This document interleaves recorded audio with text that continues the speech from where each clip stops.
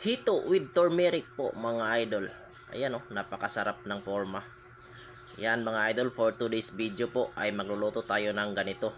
Yung hito na lalagyan natin ng gata tapos with turmeric mga idol. Ayan oh. Opo.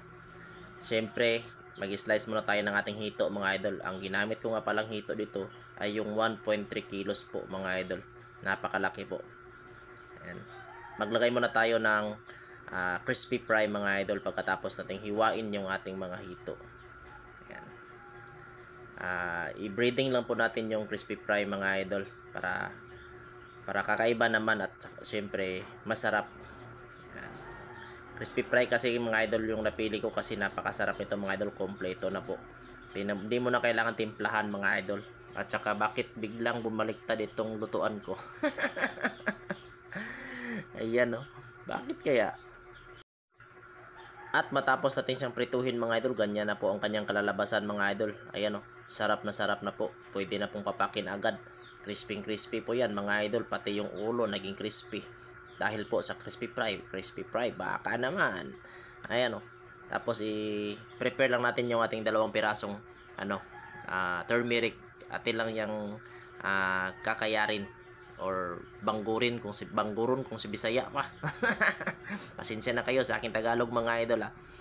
Tapos ayan, yung pangalawang piga ng ating gata mga idol ay ating gawin nating pangsagol dyan ba. Isagol-sagol natin dyan sa ating turmeric ba, sa ating loyang dilaw.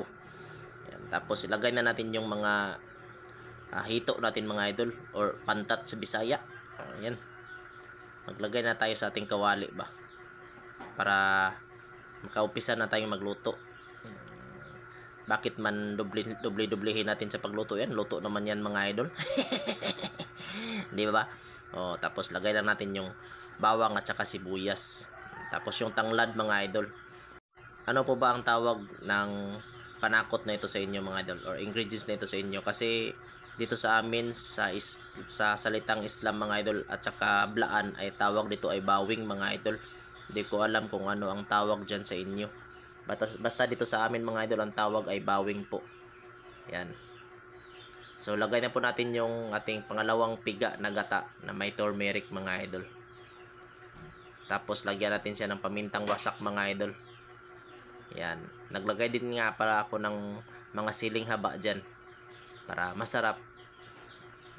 Tapos lagay natin yung taba ng ating hito mga idol. Ayan. Kapag nagkulo-kulo na siya mga idol, nagbukal-bukal na siya, lagay na natin yung ating unang piga mga idol. Yan yung espiso na gata ba?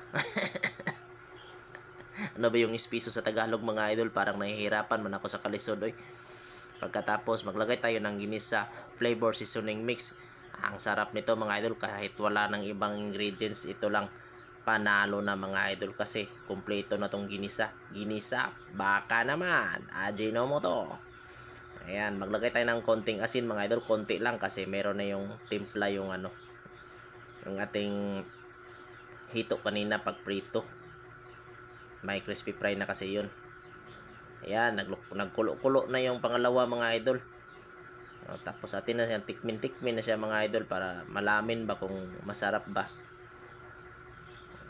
Tagal pa makahuyop nito .